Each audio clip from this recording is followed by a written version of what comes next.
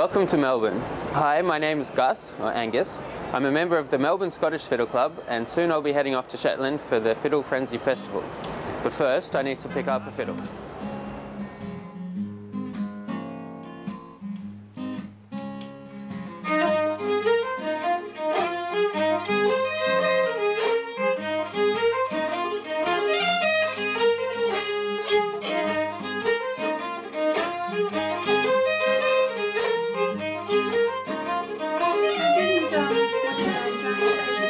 No. Betty's one. This is the first year of the Shetland Exchange, and we're really thrilled that Bill Sides has decided to sponsor it, and we're really thrilled that Gus Downing is going to be our first exchangee because he just has a real love of that music in his blood.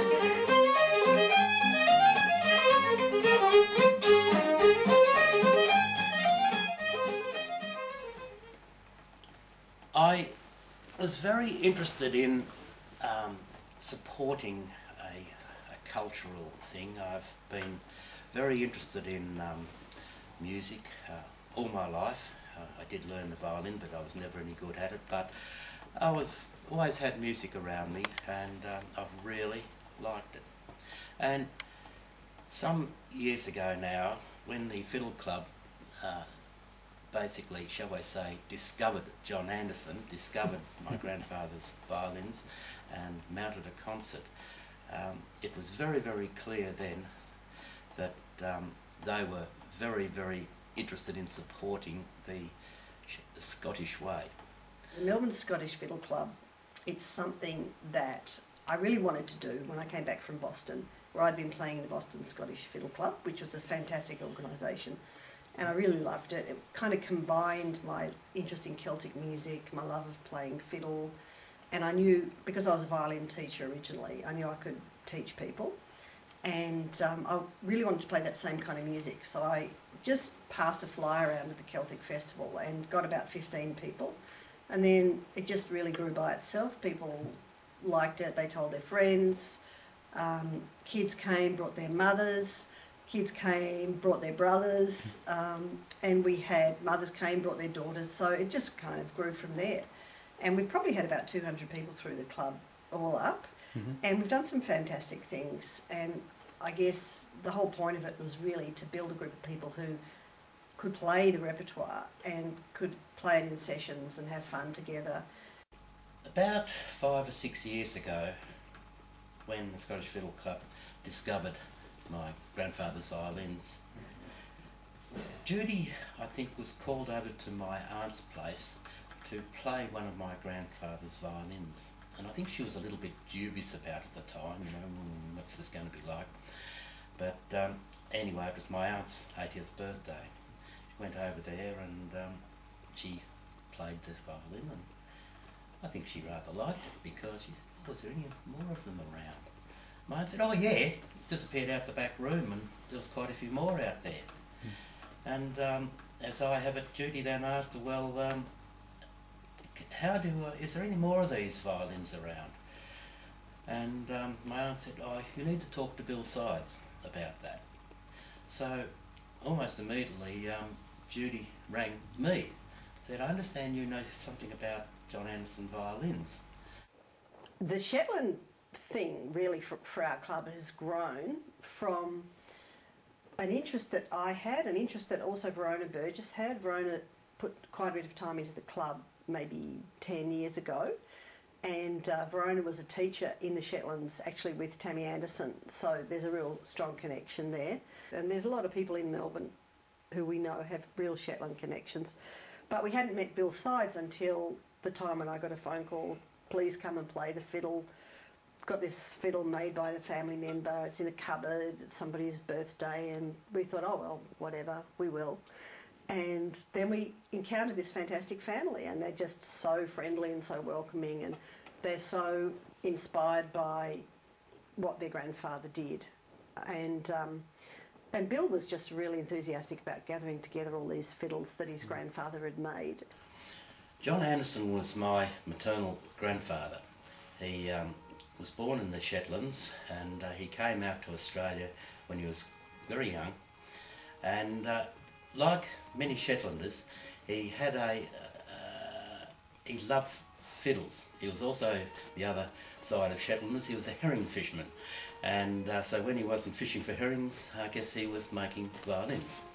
And he made, we believe, 5 in the Shetlands, and then he came out to Australia. He had met his wife-to-be in the Shetlands. She had come out to Australia a little while before, and she was actually a nurse down at Frankston. And so anyway, I think it was 10 days after he arrived in Australia, he married her, and he started working in the railways, which then was a very prestigious job, but it meant a lot of travel because he was what you would call a ganger. And so he was moved around various parts of Victoria. It was all in Victoria, and as near as we can tell, he was making violins in some horrendous conditions. And Bill was just really enthusiastic about gathering together all these fiddles that his grandfather had made. And he knew where some were, but he certainly didn't know where they all were. And so he did some research with the family, and he managed to get, I don't know, 20 or 25 fiddles together. And we got one of our players, Jim Vizard, who's really quite a good luthier.